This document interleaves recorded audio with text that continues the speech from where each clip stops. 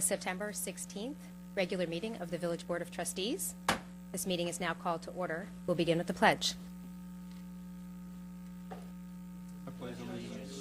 Flag of the United States of America and to the republic for which it stands, one nation, under God, indivisible, liberty and justice for all.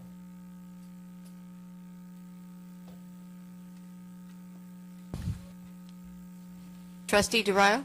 Present. Trustee Quezada? Present. And Mayor Garrity. Present.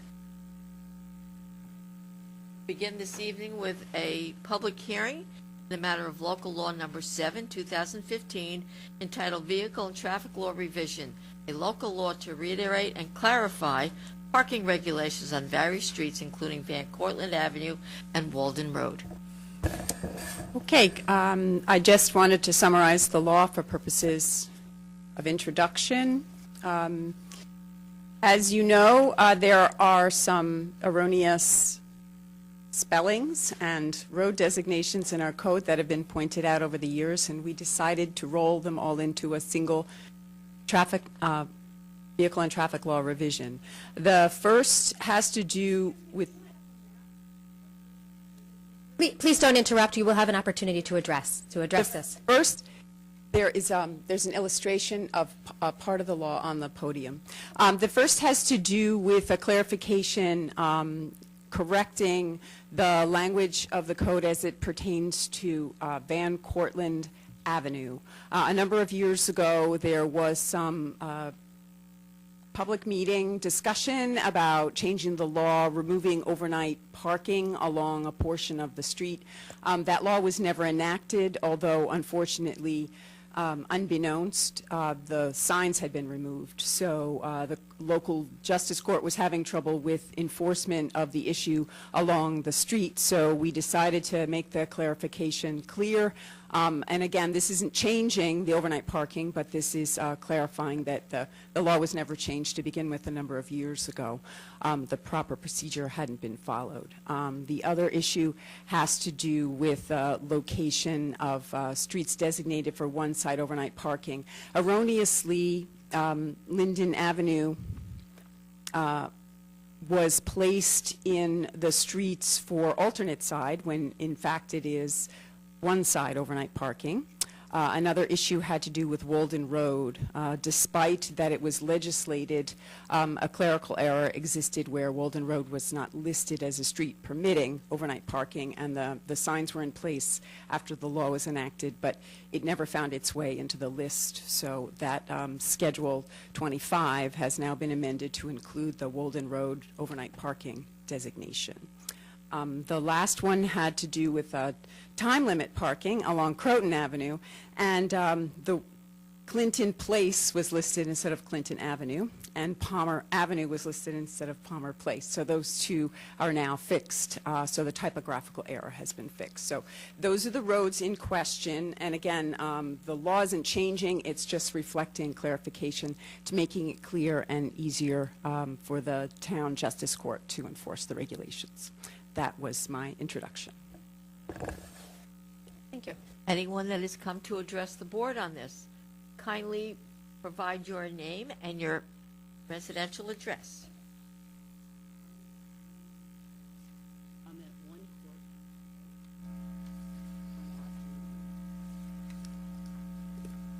court. I have lived in Ossining for over 30 years. Back when you Ma'am, could you address the board, please? Can you address the board, please? I'm sorry. Okay. And the I've microphone. lived here for over 30 years in the same house on the corner of Van Cortlandt Avenue and Cortlandt Place. I have a historical perspective on this, okay? It's my understanding that the law did pass. I spoke with the man who would go to the meeting once a month, Frank Straney. He swore up and down that the law did pass. I think we have a problem here in the village with sloppy record keeping, because very often this comes up in zoning issues and building issues. They can't find that something passed. So therefore, we're going to have things built that are like the apartments on Main Street above the new restaurants, supposed new restaurants.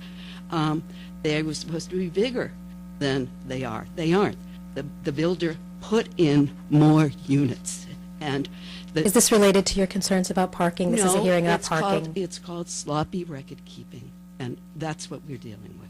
So Mr. Straney said it was passed. Okay, but I admit there is a problem with parking. Even though there was no overnight parking on Van Cortlandt, people would regularly park there, and the overflow would go to my street where there is no parking at all. We're a small little street. I guess I feel the problem is not the police department's problem, as Trustee Durayo has said, but too many people in Cortlandt Ridge with cars. It was originally a low-income development. That's what it was sold to the people in my neighborhood, okay? They accepted it, it was well-run, okay? But now too many people in Cortlandt Ridge have too many cars. It's market value now for those apartments. So that's a problem. Now, is it the responsibility of Cortlandt Ridge to provide parking for their tenants, or does it spill over to us?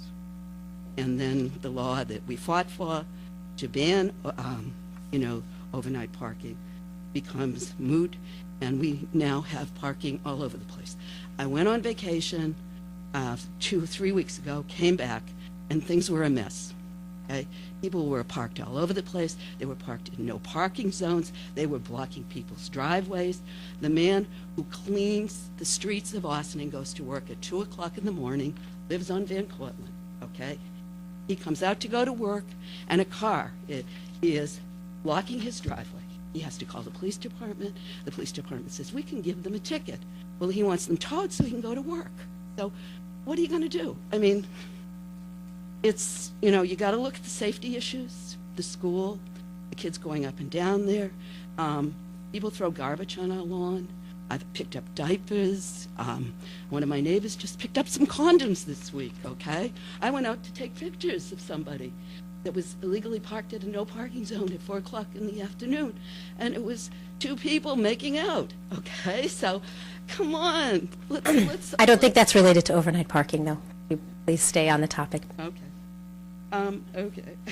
No, but it's a respect for the law, though. We do have the law. And a woman that was parked overnight in front of my house in a no parking zone, I said, you can't park here? She said, everybody else does. So, please. Our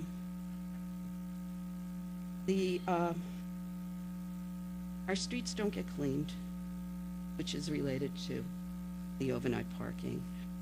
During the winter, they don't get plowed properly. Dangerous on that street, Van Cortlandt and Cortlandt Place.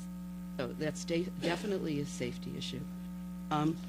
I see your map, and you're doing away with parking spaces. How many parking spaces are you doing away with from North Highland Avenue to 134 feet? You're changing it from 50 feet. We'd put it at the beginning parking lot, entrance to Cablevision, and by my count, you're eliminating 5 parking spaces. And that's Cortlandt Ridge that parks there. That's not where I park, okay? So what are you taking away parking from them? Thank you very much for your comment. If Okay. Can I just say a few other things? Further up the road, you're adding parking to a curb. It doesn't show on your handout.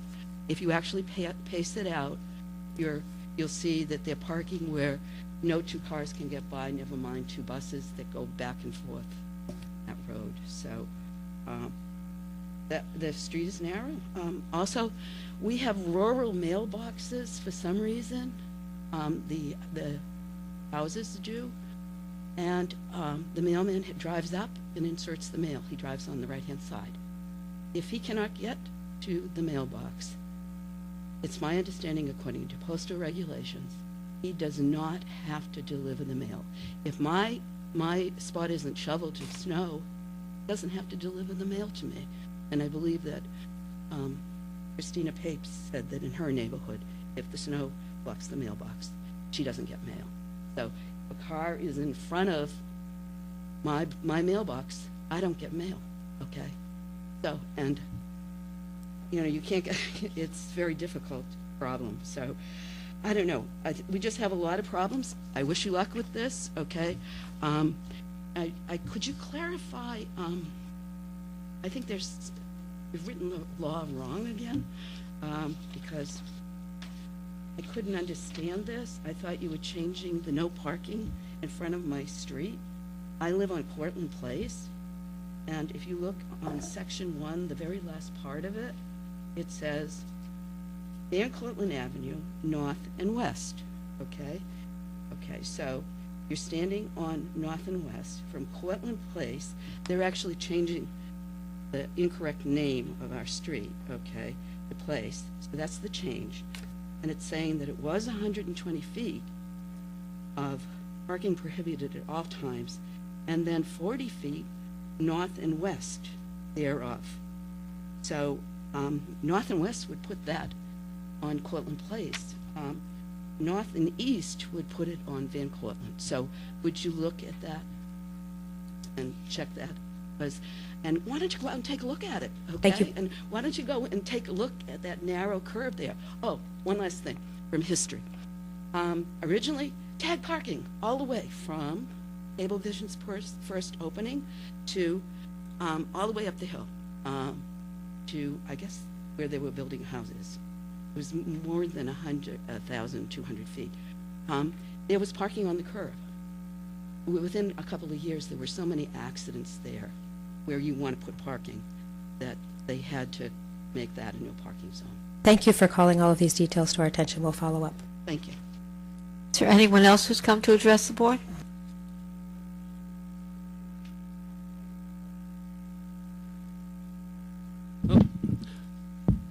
Larry Abreu, 53 Van Cortlandt Avenue. Mayor, Welcome. and board, whatever, okay.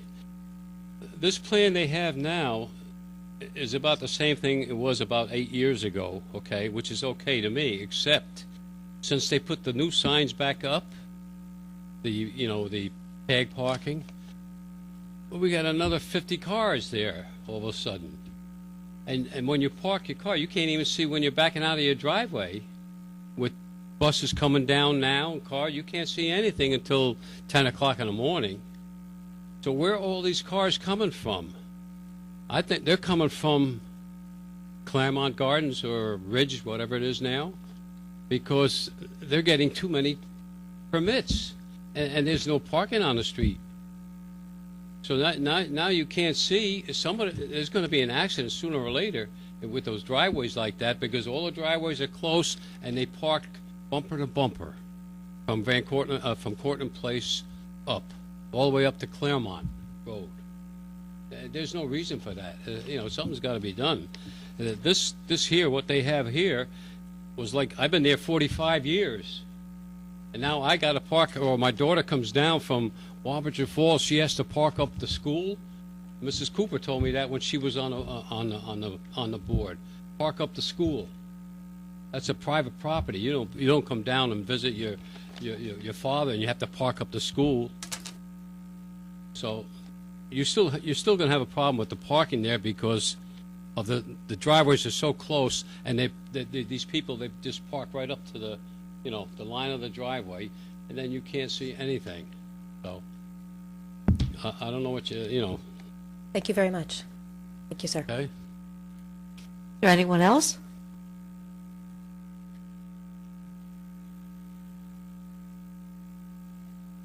Hi, good evening. My name is Diana Lemon. I live on 52 Revolutionary Road. I had a question in regards to the 2009 comprehensive plan for the Village of Ossining. Is it related to parking regulations that are part of the proposed law? This is a public hearing specifically about the proposed law. At the end of the meeting, there is an opportunity to address the board on any other matters that are relevant to so the then I'll community in general. return. Yes, thank you. Thank you. Is there anyone else? Yes, welcome. Good evening. I'm Beth Campbell. I'm at 16 Hudson View Hill. Hudson View Hill is the Riverview condominiums, which are accessed from Van Cortlandt Ave. I just wanted to express our disappointment with the change. Over the winter, in the last 9 months, we have had numerous vehicles from Cortland Ridge parked on our private property overnight. We've had to leave notes on the vehicles asking them to be removed. There are no trespassing signs at the entrance, but it is being ignored. Even as recently as last week, we found a car from Cortland Ridge parked in our parking lot. The reason we know it is the following days we find them on the road across from Cortland Ridge after they get moved. But overnight, they're trying to prevent from getting the tickets. So we are also experiencing an issue, and people bringing their vehicles up from Cortland Ridge. I want to echo that within the last 3 weeks, since the permit parking, tag parking signs have gone up, that street has filled up, and there is a lot more cars there. And over the winter, when it was full of snow, it was very hard to be passable coming up and down through there in the morning, especially with the buses. There are 2 schools at the top of that hill, and we get an extensive amount of traffic leaving in the morning, and you can't get down there with the cars and the snow. It's just not a good place to have parking available. Thank you. Thank you very much. Would anybody else like to speak about parking?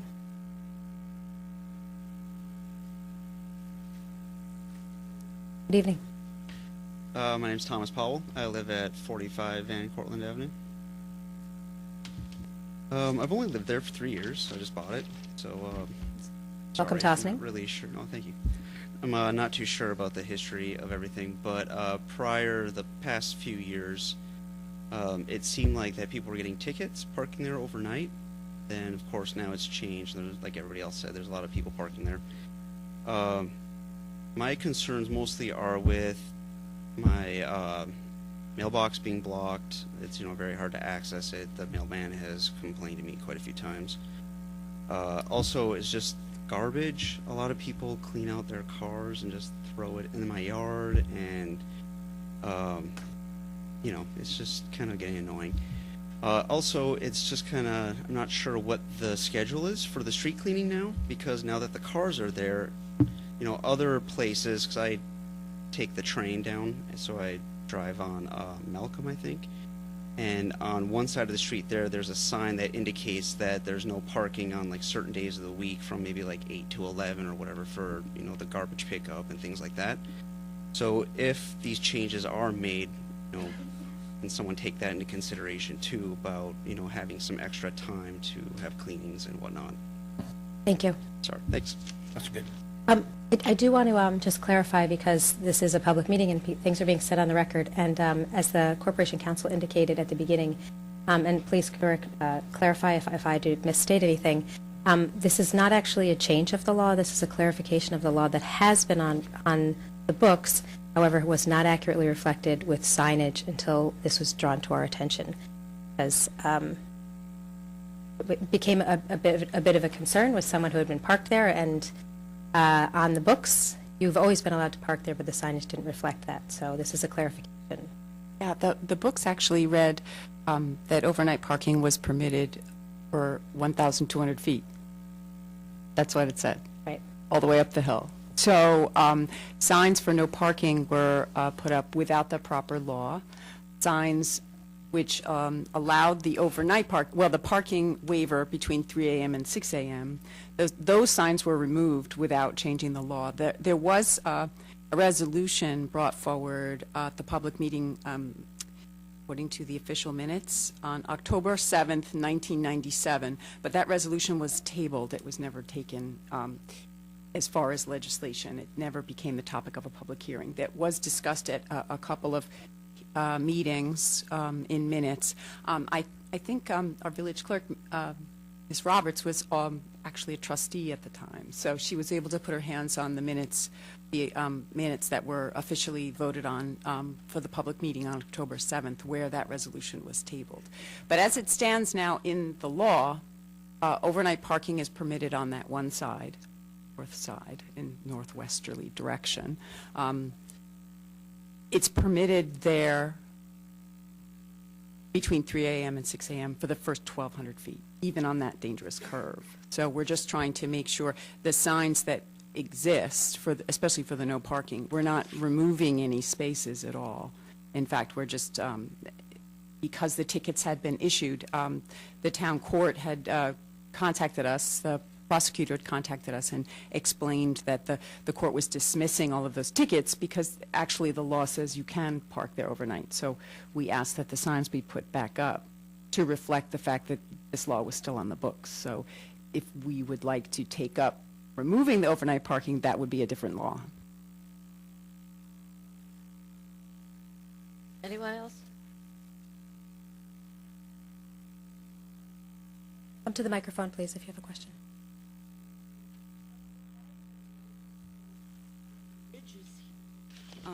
It may be because we were given no notice. There was only a small legal notice that you have to read with a magnifying glass. When the planning board is planning something that is close to my house, I receive something in the mail. And I really feel that the people of Cortlandt Ridge ought to be given an opportunity to present their side of the story, because you are taking away spaces from them. I pasted out the way the law reads from the beginning of North Highland Avenue up 50 feet was the way the original law read.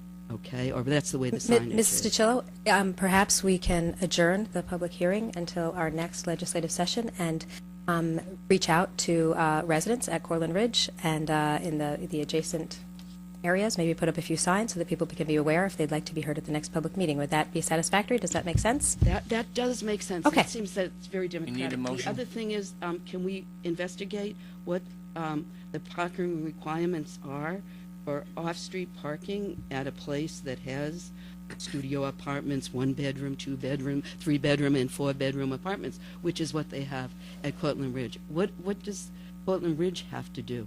What kind of parking do they have to provide for them and their guests? Because on the weekends, they have parties. I mean, I have parties. It'd be nice if we had space on our street for our guests. So, Understood.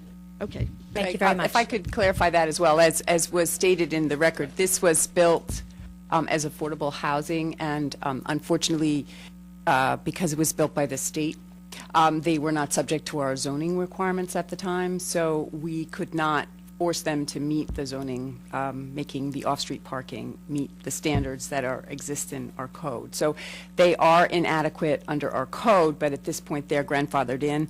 And I know that I believe managers, and Brano has been speaking with management there, and they're trying to do what they can to accommodate the extra spaces on the property. Yeah, they are working on that to try to expand the resident parking. So They're that- taking it away from guest parking. well, I went up to the that guest would parking and be- they lost seven something- guest spaces. Where are those Well, people going to park? that's And they something that- stay over weekends. Okay, I think we have heard all of the concerns for this evening. Thank you very much. Do we have a motion to adjourn this hearing until the next legislative session, which will be October 7th? So moved. Second? Madam Clerk? All those in favor? Aye. Aye. Opposed?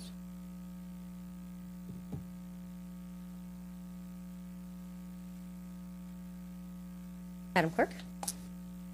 Okay, we will now move in to special presentations, and Mayor Garrity will be swearing in our new village trustee, week 11.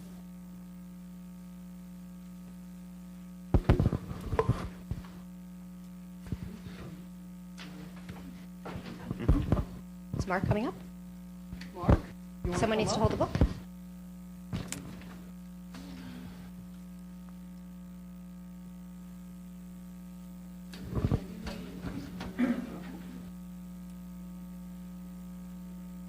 You get to hold the book, sir. Watch your step. Where am I standing? Yes? Great. Actually, you stand right in the middle. How about that? Okay. Right hand?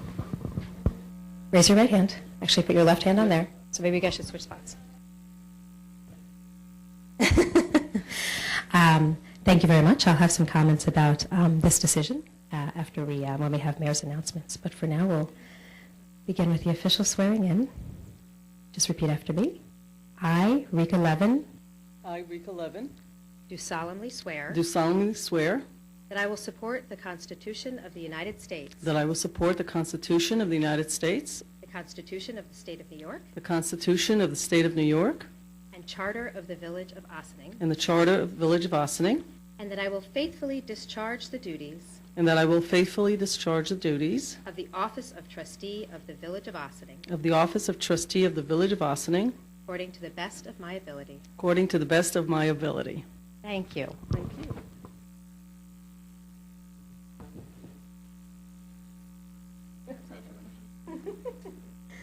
And the village clerk will have you sign the book, so make it official. Thank you, Tom.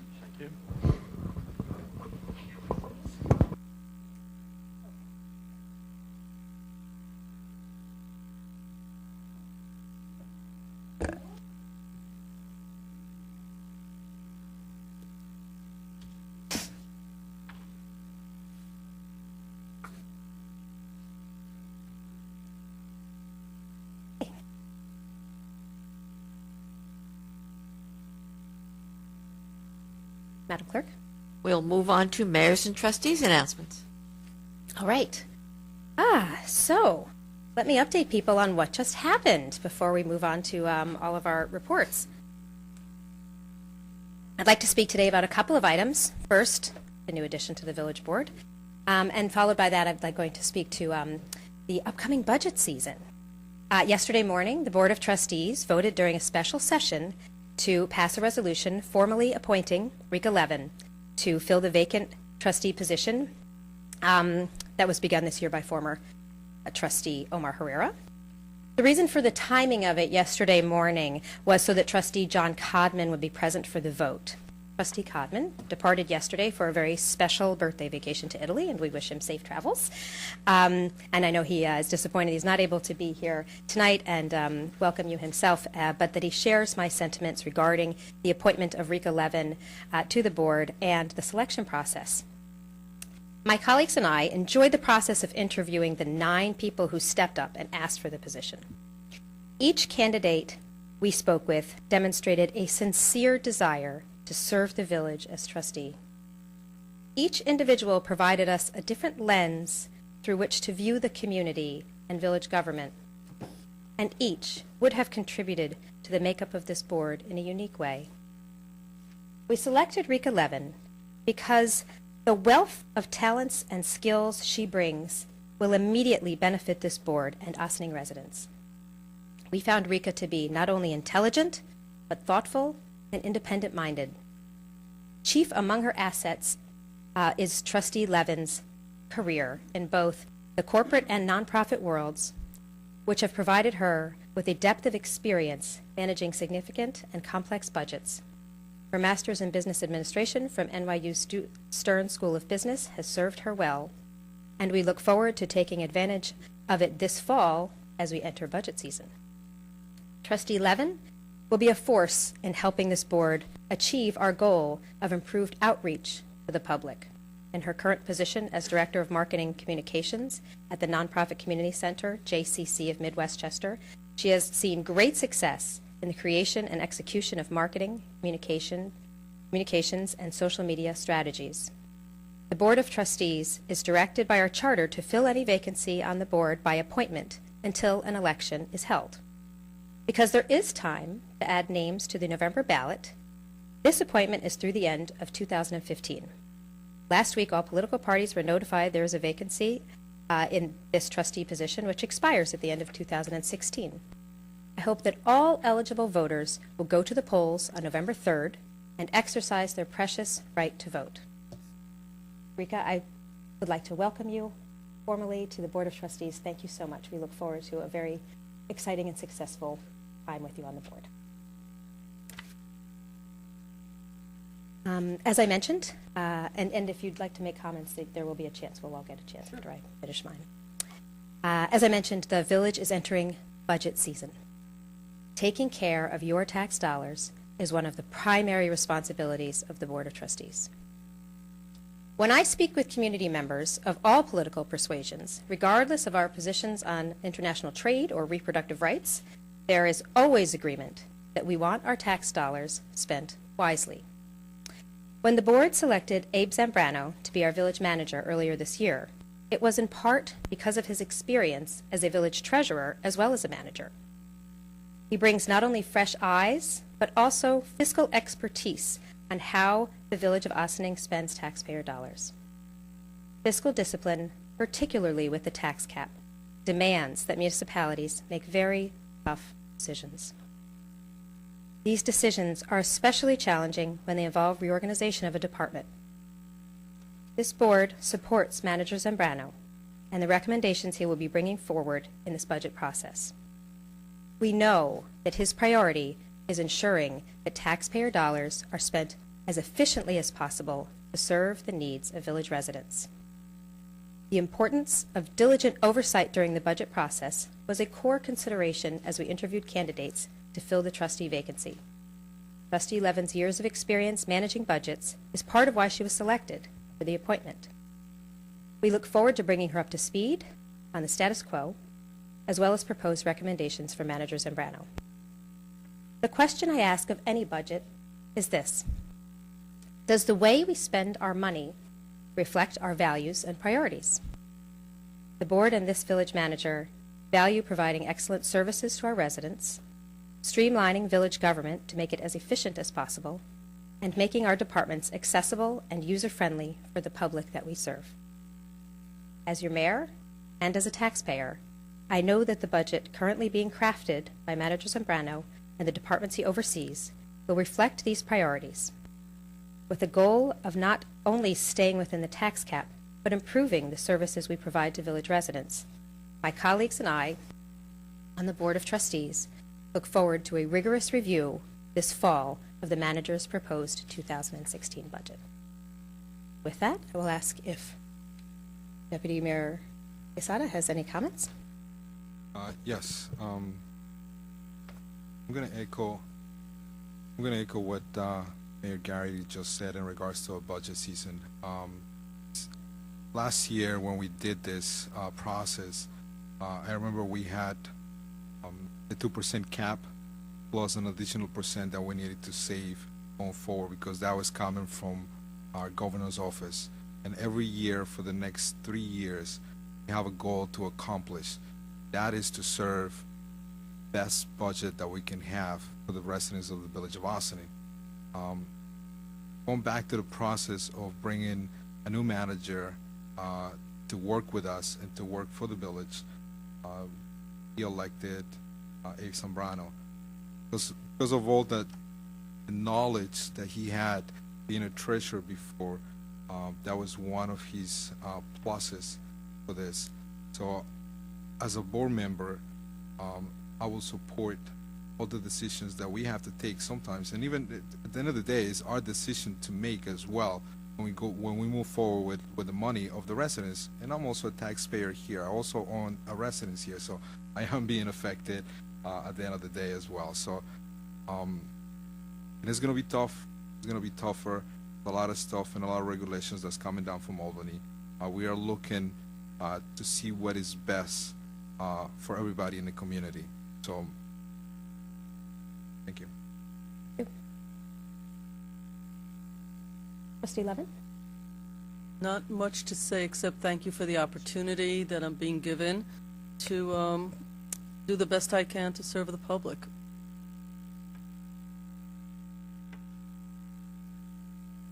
Did you have comments, Trustee Doreo?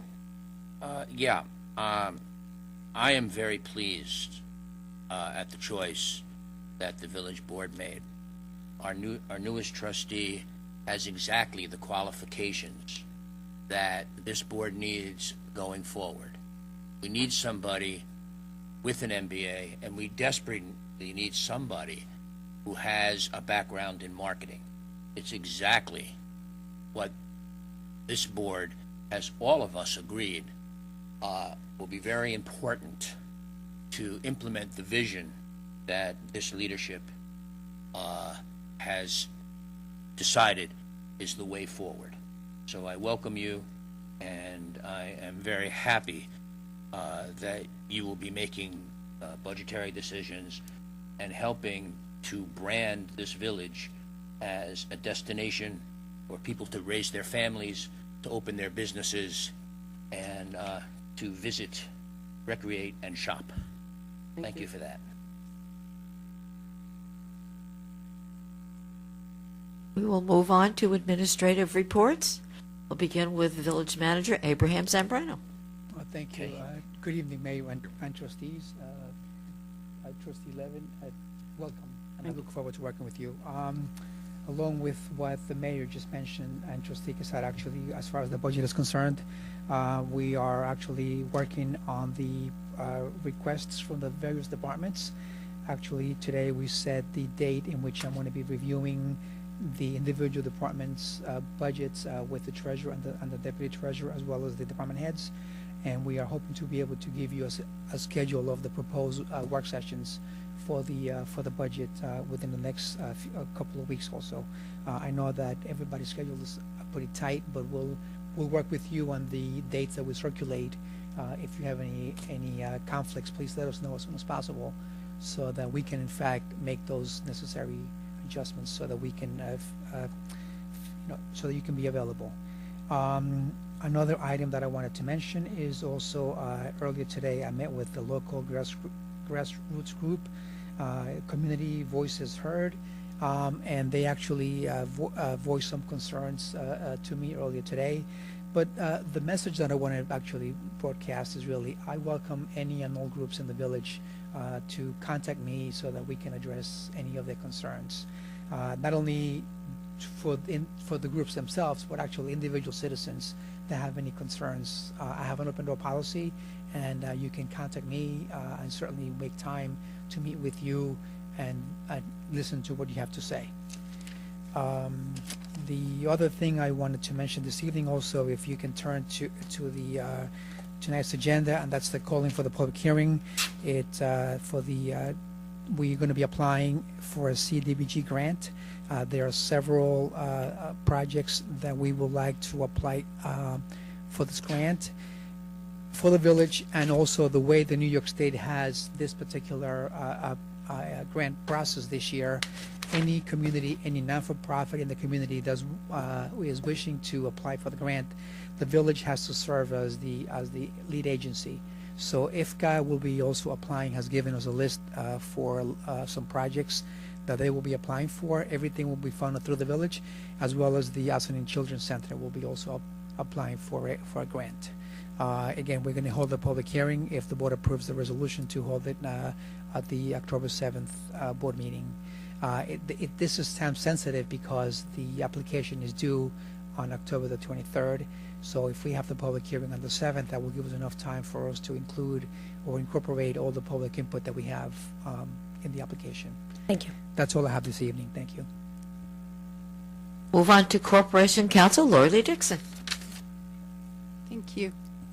I just wanted to speak to at least two of your resolutions on this evening, just to remind the public, in accordance with the supplement to the land disposal agreement with the Harbor Square developers, when they met certain benchmarks, they were eligible to request reduction in their performance bond. So based upon a review by our consulting engineers for their report, you have a resolution before you to actually reduce the performance bond in conjunction with the completed items. So that's on your agenda tonight, and it authorizes the village manager to execute the necessary documentation to switch the bonds out in the amounts that are provided in your resolution. The other one is authorization for the board, for the village to accept delinquent tax liens past the redemption date.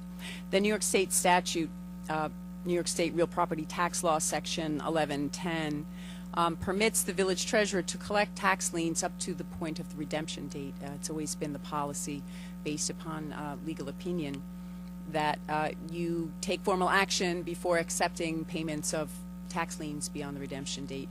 This redemption date passed.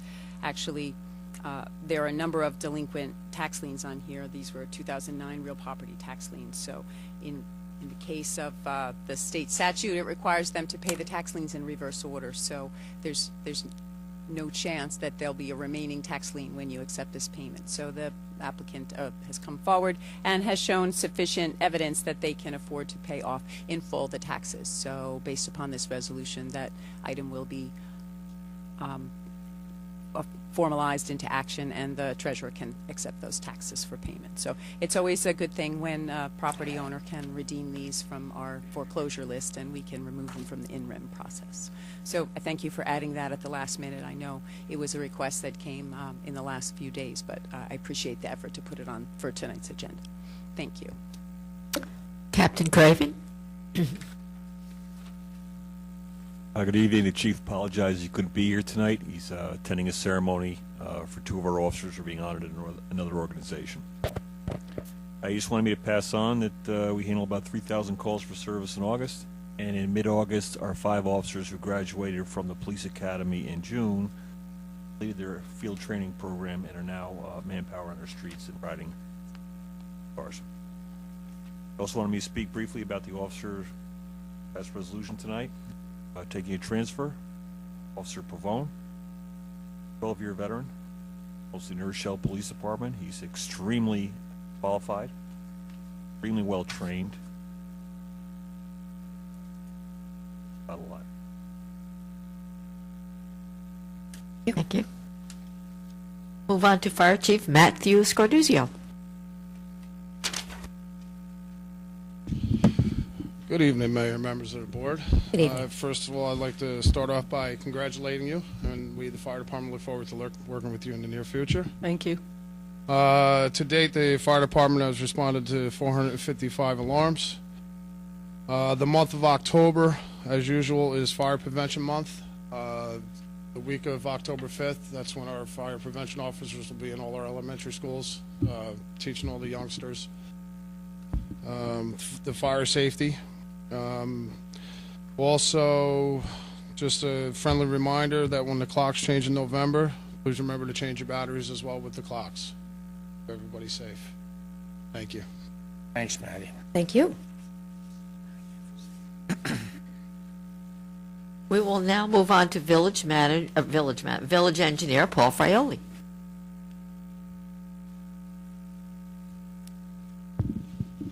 Good evening, Mayor and trustees. Evening. I'd like to update everybody. As of today, the LED light consultant for the town and the village has advised me that their audit is complete. It was actually complete last week. So I expect a written review to be submitted to me for a cursory review, probably to pass it along to you all, probably in a work session environment the first week of October. So I can imagine sometimes toward the end of October I'll be coming in a work session and discussing the findings in that study. Again, to remind the public, that was an audit that is the precursor to the replacement of all incandescent bulbs on our street light and our decorative street lights, LED fixtures for energy efficiencies, retroactive cost-saving measures with NYPA, and then long-term environmental sustainability. If you notice, we've been out there doing a lot of concrete work village-wide. I'm going to give a guesstimate of about 50% of that work will be reimbursable via assessment to the relative property owners. But between notices of defect, a recent notice of defect on Snowden Bridge, which we're responsible for from DOT, and some other miscellaneous concrete and curbing work that we've done, we had to dip a little bit into the CHIPS funds, but we deferred some of the money. Pine Avenue, which based on what I saw today with Con Ed, I'm not sure we're going to be getting there this year, but we're still going to try with the CHIPS money purchase order that was created earlier with our annual bidder. All that concrete and blacktop work going on in the village is via our annual bidder. However, a good amount of the prep work that was done in the Narragansett, all around Birchbrook area neighborhood with the patchwork that they've completed, done with in-house forces, so it was a nice combined effort. And as we wrap that up, we're transitioning and get ready for the fall season where we do our organics collection. I want to conclude by welcoming Trustee Levin here, but also Ezekiel Duncan is our newest DPW employee, so thank you for getting me to hire Ezekiel. He was a summer employee who impressed the men, and there was an open position, and he applied, and they're happy to have him. And after 2 days, all reports are good, so thank you for that. Thank you. Thank you. Move on to Treasurer Thomas Warren.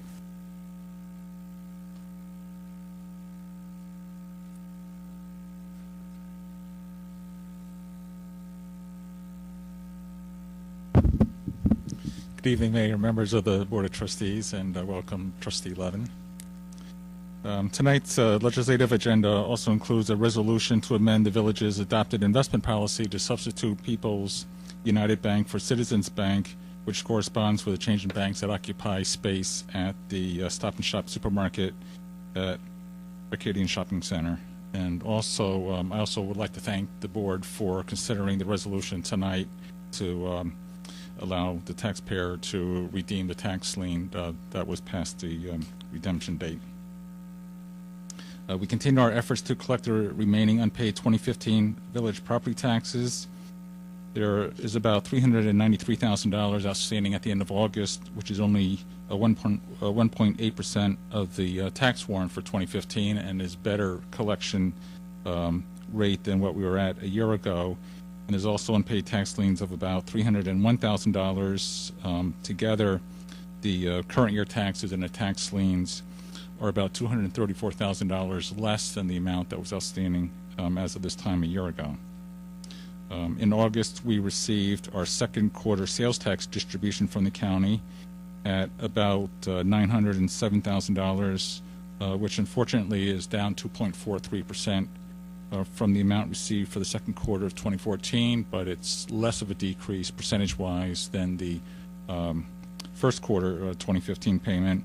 And in fact, this payment was actually $50,000 more dollar-wise than the first quarter for the year. So right now we're at 48.7% of the amount budgeted for the year. So we're hopeful that for the balance of the year we'll be able to at least meet the budget on sales tax revenues.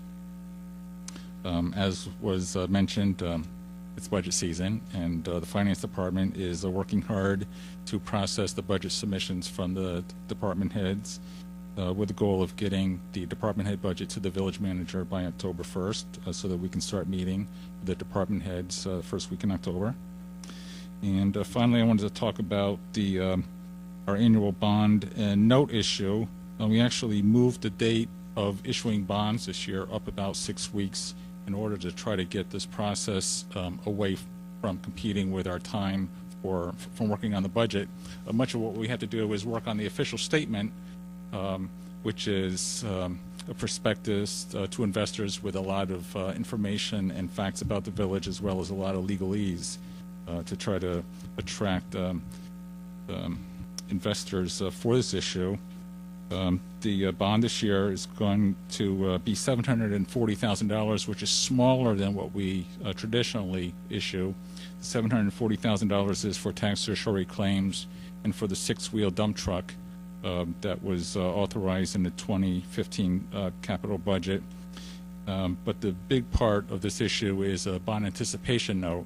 It's about $4.3 million, and it includes renewals of things that have been authorized in prior years, most notably the water main capital project, which was authorized for $2.6 million, and also the Indian Brook Reservoir Dam capital project, which is rolling over a large portion of bond anticipation notes in anticipation of the construction beginning in 2016. And there's also prior year vehicles that have been financed with this temporary one-year note that's rolled over and paid down. And then there's also $209,000 for the police and recreation vehicles that were also authorized in the 2015 capital plan. And for the first time in many years, we are actually not going to Moody's Investor Services for bond rating because of the amount of the serial bond was such a small amount at $740,000. It's not cost beneficial to actually pay the money to go to Moody's and get a rating on this specific issue. And then when you actually do get a rating, the interest rates hopefully is lower than an unrated or bond issue. And it just wasn't cost beneficial in the long run to actually, pay for the rating in the hopes of getting lower interest rates. So instead, this notes in the bond is going to be unrated, and we're going to have to rely on our bond rating of AA2 from last year, which is the notes obligations judged to be of high quality and subject to very low credit risk. So it's a decision that was made, and I think it was the right decision. And the bids are due on the bond sale and the notes a week from today on September 23rd. Our financial advisor, Capital Markets Advisors, up in Hopewell Junction, have a website, and this prospectus is on the website right now, and will be sent to prospective bidders. Thank you. Thank you very much. Move on to Superintendent Parks and Recreations, Chris Soy.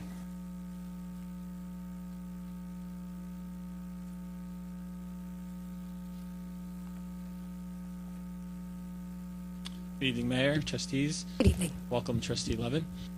I was not in attendance for our August meeting, and I'd like to just take the time to do a brief summary of our summer season of programs. A few highlights.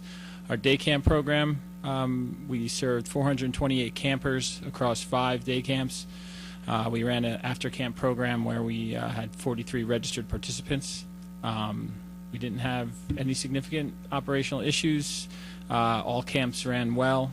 The relatively dry summer was a benefit to our programming. Upon completion of the camp program, did a post-camp wrap-up with our recreation supervisor, Bob Chesna, and evaluated the summer's program, and we addressed potential program improvements for next summer. We also did offer 3 specialty camp programs after the conclusion of our day camp program. 2 of the 3 ended up running, with 1 not being canceled due to insufficient registration, but we found they were successful, and we're looking to build upon that next year. Our pool and aquatic center operation, again, very smoothly over the course of the summer. Between our camp use, our Spartan swim team practice, lap swimming, open swim, it's always a busy time at our pool, and operating 7 days a week.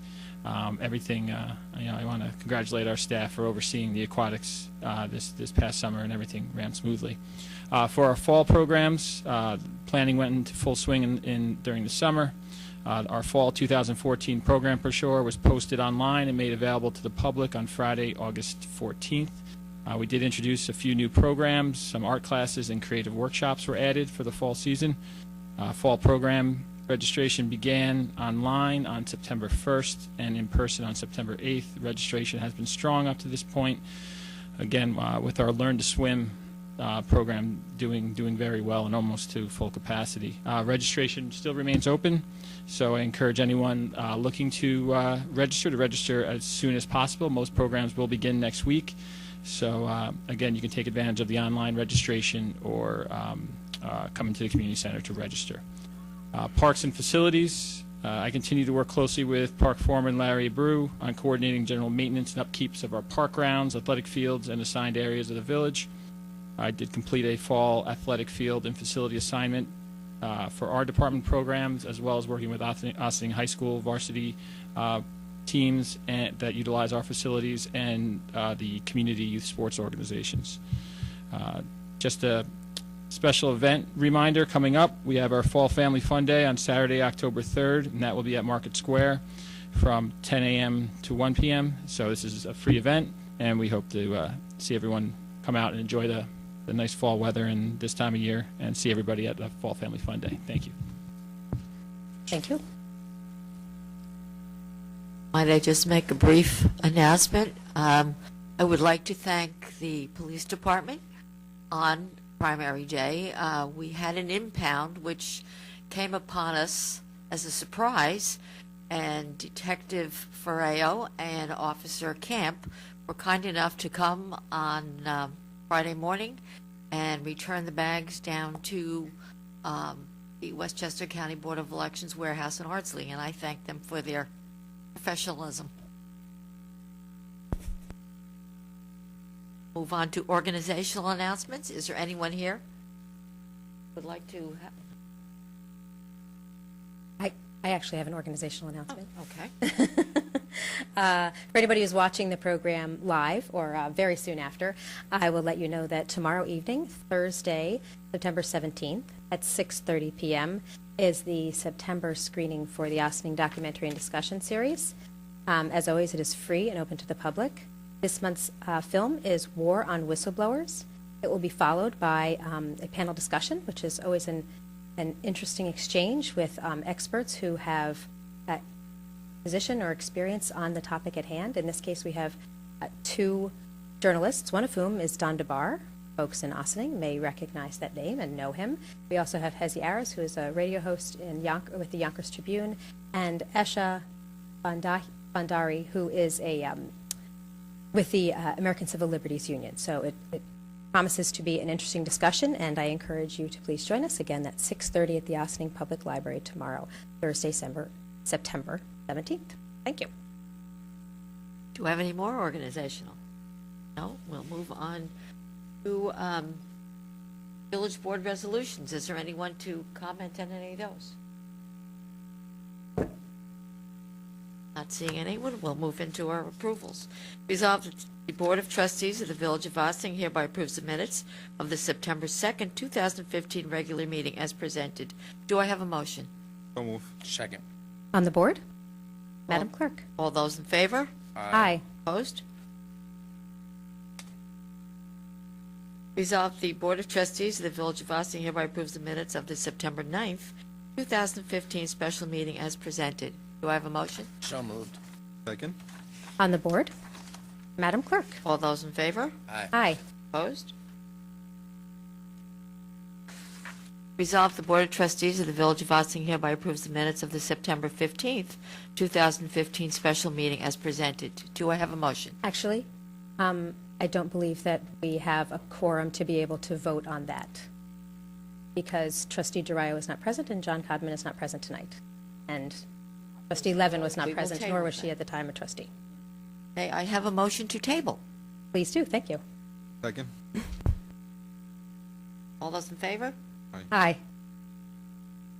Resolved, the Board of Trustees of the Village of Ossining hereby approves the voucher detail report dated September 16th, 2015, in the amount of $395,051.43. Do I have a motion? So moved. Second.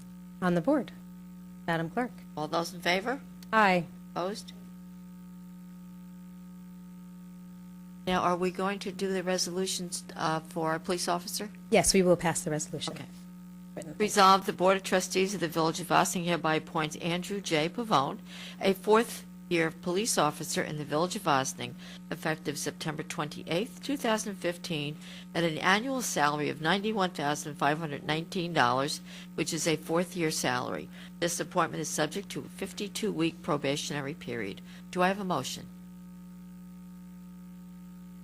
Yes, so move. Second. On the board? I would just like to comment that Trustee Quesada and I had an opportunity to meet with Officer Pavone as he was going through this process, and I for one, and I think you share my sentiments, was very, very impressed with him, and we really look forward to having him be part of the department here. So thank you very much to the Ossining Police Department for bringing this officer to our attention, and we look forward to getting to know him better. All those in favor? Aye. Opposed? Resolved that the investment policy of the Village of Ossining is amended to substitute People's United Bank for Citizens Bank or as an authorized depository bank for village deposits at a maximum amount of $7 million. Do I have a motion? So moved. Second. On the board? Madam Clerk? All those in favor? Aye. Opposed? Whereas in accordance with Ossining Village Charter, Article 4, the village treasurer is charged with the duty of collecting real property taxes from persons named in the tax roll, and in accordance with the New York State Real Property Tax Law, Section 1110, the village treasurer has the authority on or before the expiration of the applicable redemption period to accept payment of real property taxes for such persons, along with all charges authorized by law for real property subject to delinquent tax liens. And whereas the applicable redemption period expired as of June 4th, 2012, for the 2009 real property taxes, which had become delinquent tax liens in May 25th, 2010, and with such expiration of the redemption period, the treasurer has no authority without action by the Board of Trustees to accept further payments, and whereas notwithstanding the expiration of such redemption period, the property owner for property located at Ann Street has provided sufficient proof of, one, an ability to pay in full all taxes and assessments against the subject property to bring the account up to date, and two, the ability to make a full and complete settlement in satisfaction of the foreclosed delinquent tax lien. Now therefore be it resolved that the Village of Ossining Board of Trustees hereby authorizes and directs the treasurer to accept payment in an amount sufficient to pay in full the total amount, including any interest, penalties, and other charges authorized by law of the real property taxes for property located at Ann Street, the Village of Ossining, and it authorizes any and all necessary filings or notifications to evidence a release of said lien against real property. Do I have a motion? So move. Second. On the board. Madam Clerk? All those in favor? Aye. Opposed? Resolved that the Board of Trustees of the Village of Ossining hereby calls for a public hearing to take place at the Birdsall Fagan Police Court Facility, 8688 Spring Street in Ossining on October 7th, 2015 at 7:30 p.m. or as soon thereafter as the matter may be heard, to consider the matter of the 2015 Community Development Grant applications. Do I have a motion? So move. Second. On the board. Madam Clerk? All those in favor? Aye. Opposed? Whereas by correspondence dated August 12, 2015, on behalf of Ginsberg Development Companies, LLC, SESI Consulting Engineers transmitted a request concerning a potential reduction in the amount of the existing performance bond for the Harbor Square project based upon site work already completed. And whereas in correspondence dated September 1st, 2015, the village's consulting engineer, Joseph Zermelli of Kellard Sessions PC, has opined that a reduction from $3,525,000 to $2,688,000 would be appropriate given his analysis of the work completed and yet remaining at the project. Therefore, be it resolved that the Board of Trustees of the Village of Ossining hereby authorizes a reduction of the performance bond amount for the Harbor Square project to $2,688,000 and authorizes the village manager to execute any and all documentation as necessary to facilitate the reduction, with all documentation subject to review and approval by Corporation Council. Do I have a motion? So move. Second. On the board. Madam Clerk? All those in favor? Aye. Opposed? Resolved that upon the recommendation of the Fire Chief, Andrew Pankin of Ossining was elected an active member of the Washington Hook and Ladder Company No. 2 for interior firefighting at their regular meeting. Do I have a motion? So moved. Second. On the board. Madam Clerk? All those in favor? Aye. Opposed? Resolved that upon the recommendation of the Fire Chief, Wayne Carlton of Ossining was elected an active member of Ossining Hose Company No. 1 for interior firefighting at their regular meeting. Do I have a motion? So move. Second. On the board. Madam Clerk? All those in favor? Aye. Opposed? Resolved that upon the recommendation of the Fire Chief, Minor Salazar of Ossining, New York was elected an active member of Independent Hose Company No. 6 for interior firefighting at their regular meeting. Do I have a motion? So move. Second. On the board. Madam Clerk? All those in favor? Aye. Opposed? Okay, that completes your resolutions for this evening. Is there any continuing business of the board? No, ma'am. Is there any new business of the board? Yes, there is. Trustee Durant? Thank you. One of the hardest things that this board entertains is the budget, the making of the budget, the implementing of that budget. The decisions that this board makes, along with the department heads and the staff, affect the quality of life for the people of Ossining and for the staff. It's very important that this board realizes the effect that such changes make. When Manuel Quesada and I came on the board 4 years ago, sworn in January, and inherited a budget that we were not party to. And I always thought that was unfortunate because we inherited a budget and policy changes affecting that budget that we might not have necessarily supported, but we had to implement and deal with the consequences of those decisions.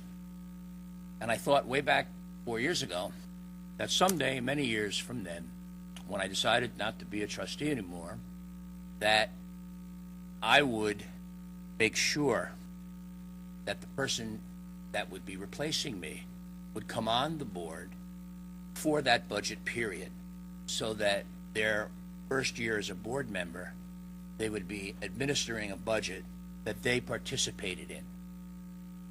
So, this board has made a decision to make a change. So I will not be with you in January. When that decision was made by members of the board and members of the Democratic Party, the young man they picked, Montel Basemore, and I began working together and training to get him ready for this big step in his life. And he's well and truly ready to step up and do that. And so that Montel can participate in that budget process, I would like to tender my resignation from the Board of Trustees and Police Commissioners of the Village of Ossining effective September 30th, and make the recommendation that this board appoint Quantel to take my spot now rather than in January, so that the budget that he administers will be a budget that he worked on and approved. I have tremendous faith that if you do this, Quantel will very much add to the process. And I know that he will do us proud and make sure that all of the constituencies that need to be considered when making the hard decisions will be properly represented, and that when those hard decisions are implemented, they are done in a way that causes the least amount of harm to people and is done with integrity. I must tell you that this has been one of the most rewarding experiences of my life. I leave now truly happy about the changes I've seen in the 4 years I've been on this board. And it's been a privilege and a pleasure to work with the finest staff, the finest employees in any village, anywhere. Our extraordinary police and fire department and EMS, our building department, our code enforcement, our amazing recreation department, and from everyone on the staff to their managers and their department heads, it has truly been a pleasure and a privilege to be able to serve you. There's many ways to serve. I will continue to serve the Village of Ossining as a member of our fine volunteer fire department in Rescue 14, and it is my intention to focus my efforts there going forward. And again, I want to thank you all so much for giving me the opportunity to serve this extraordinary community. Thank you. If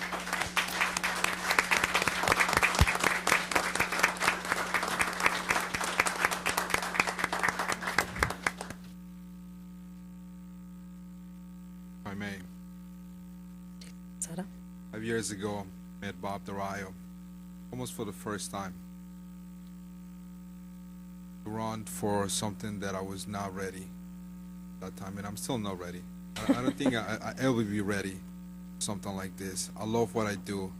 Something that him and I share is the passion, the love for this community. That being said, I do not agree with his decision. We are elected officials. We have a duty, we have a responsibility for this community. It hurts me. I know. I have to respect the decision that he has made. I don't like it. Him and I have been through a lot.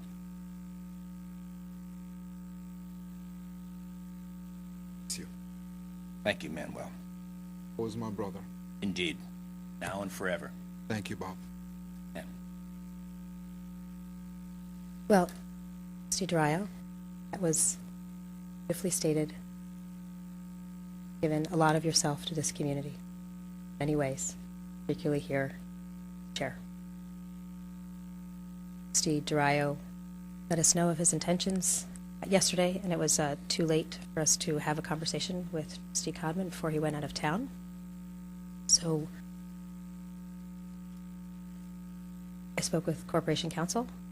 If you do intend to formally resign and present us with a letter, Corporation Counsel can draft a resolution for us to accept it and in a special session next week.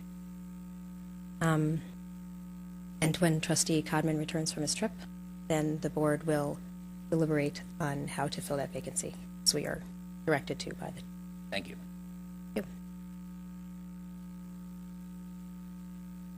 Is there any additional new business? I think that's enough.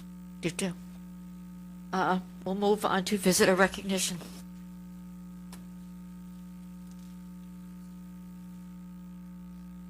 Trustee Durayo, I'd just like to personally thank you, as I do in private as well as in public. Thank you for your assistance. Thank you for your integrity. Most leaders wouldn't take an opportunity to assist me, a new trustee, but I do thank you for that.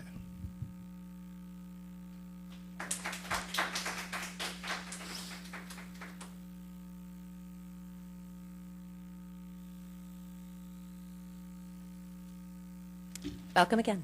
Thank you. Could you restate your name for us, please? Diana Lemon, 52 Revolutionary Road.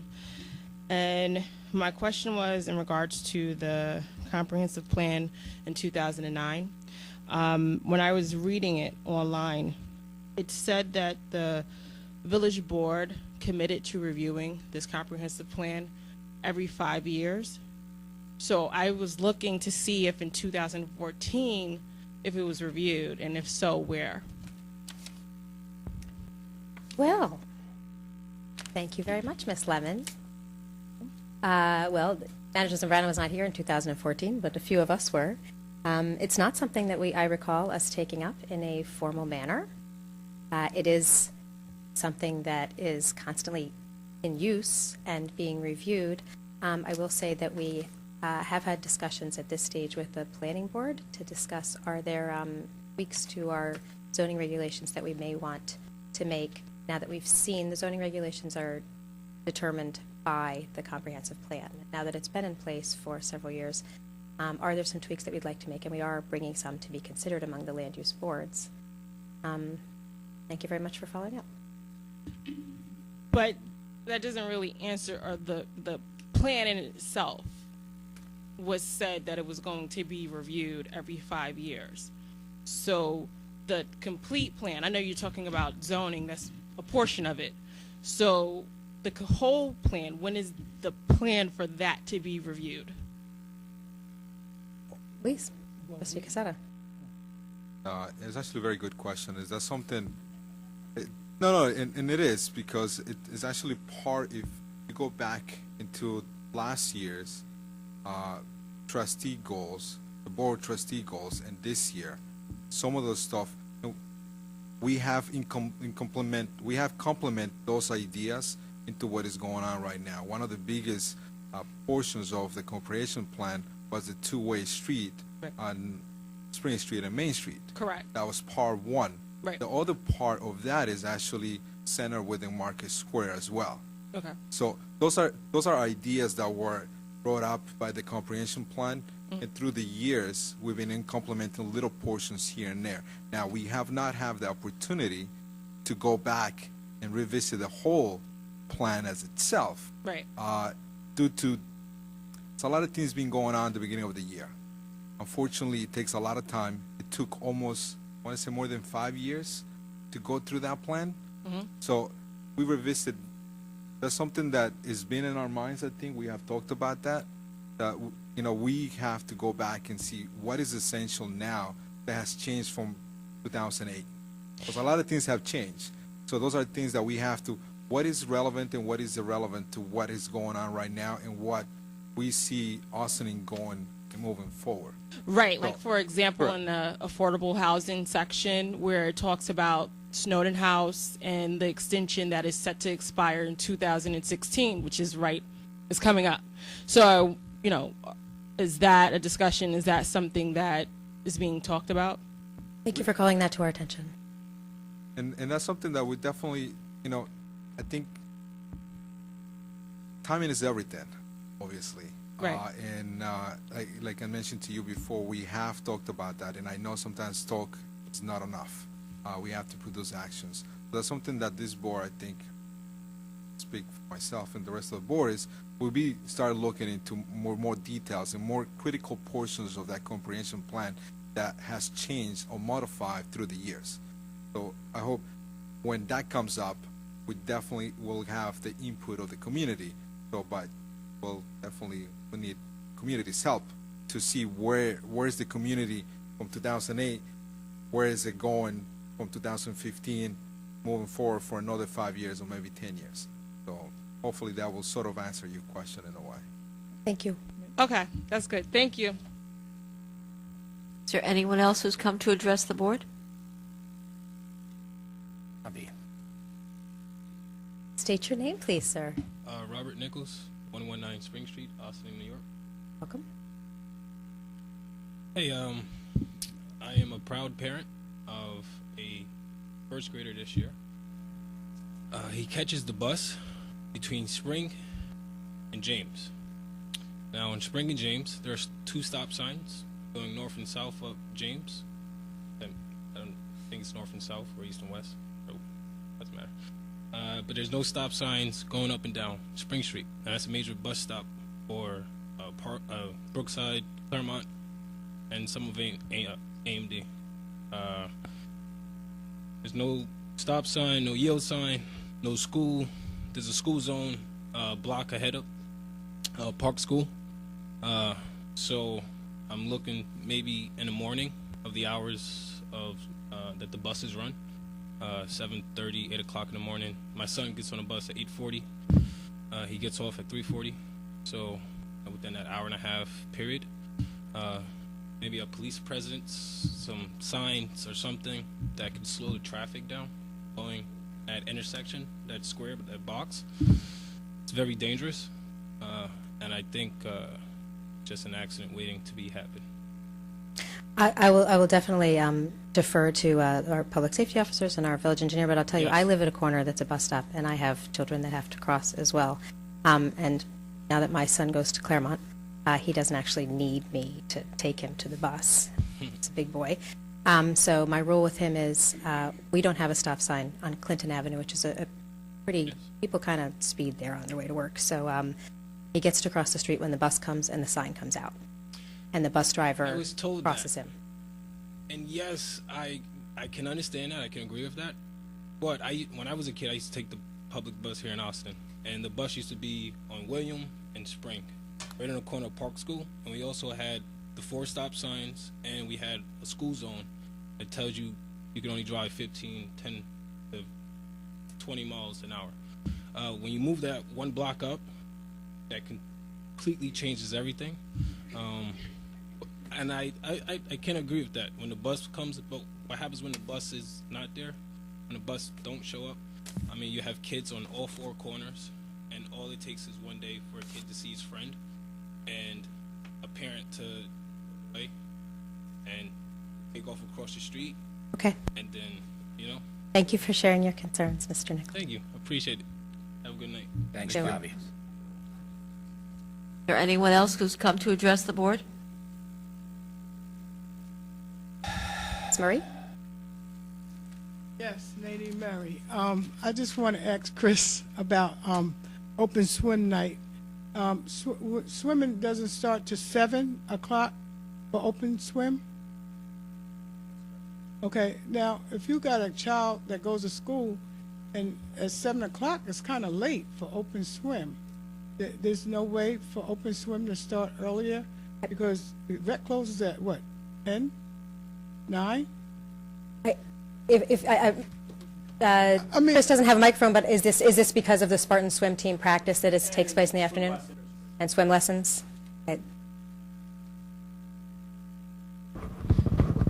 It's just other programming that's going on. Spartan Swim, swim lessons that are after-school programs that are scheduled in at those times. So open swim when the pool is accessible, 7 p.m. on. Okay, so that's from 7 to 10? 7 to 9. 7 to 9. 7 to 9. Yes. Okay, from all eight, for all For ages? weekdays. I And know, for all ages. that's correct. Okay, Yep. thank you. Or anyone else? I then ask for a motion to adjourn to exec. May Mayor, actually, there's just one thing. We just want to remind everybody that next week's work session is not on Wednesday, but rather on Thursday. Thank you. At 16 Croton Avenue. Thank you.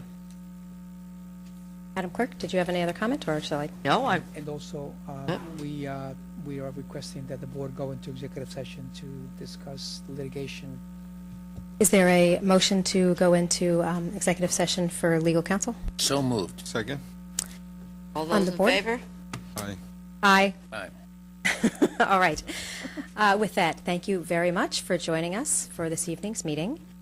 Please join us again next Thursday, September 24th. We will be at Village Hall at 7:30. The reason for the change is for observing Yom Kippur, which is taking place next Wednesday. With that, I thank you very much. Have a good evening. This meeting is adjourned.